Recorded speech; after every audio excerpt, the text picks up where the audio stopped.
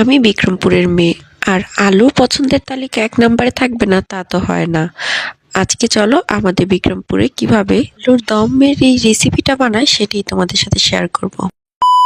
Hello everyone, আসসালামু আলাইকুম। আমি রোজা বলছিলাম, নতুন একটি ভিডিওতে সবাইকে স্বাগতম জানাচ্ছি।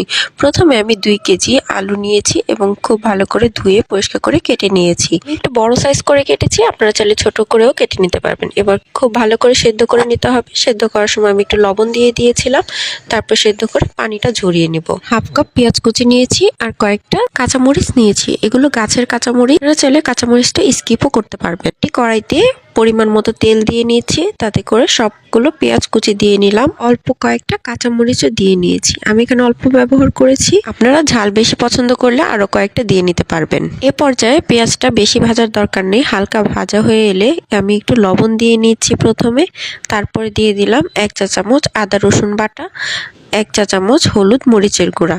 এটা কালারের জন্য দিয়েছি, আপনারা স্বাদটা না চাইলে এটাকে স্কিপও করতে পারবেন। পর্যায়ে কষানোর জন্য একটু পানি দিয়ে নিয়েছি যাতে পেঁয়াজটা পুড়ে না যায়। এবার খুব ভালোভাবে নেড়ে মিশিয়ে নেওয়া হয়ে গেলে যখন পানিটা একটু শুকিয়ে আসবে তখন সবগুলো আলু দিয়ে নিচ্ছি। এবার সবগুলো সিদ্ধ আলু খুব ভালোভাবে মশলাটার সাথে নেড়ে মিশিয়ে নেব। ভালোভাবে আলুটাকে মেশাতে হবে যেন কোনো একটি আলু ফাঁকা না যায় মশলা থেকে। পরিমাণ মতো 5 ফোড়নে ফাঁকি দিয়ে নিচ্ছি, এটা অবশ্যই দিতে হবে, না হলে টেস্ট ভালো আসবে না। আর এতে চিলি ফ্লেক্স দিয়ে নিচ্ছি, আপনারা যে যেরকম ঝাল পছন্দ করেন ওই রকম অনুযায়ী দিয়ে নেবেন। দিয়ে দিচ্ছি 2 প্যাকেট ম্যাজিক মশলা। চেষ্টা করবেন ম্যাজিক মশলাটা অবশ্যই দেওয়ার, তাহলে গ্রানটা এবং স্বাদটা দুটোই ভালো আসে। এবার শেষে দিয়ে নিচ্ছি ধনিয়া পাতা কুচি।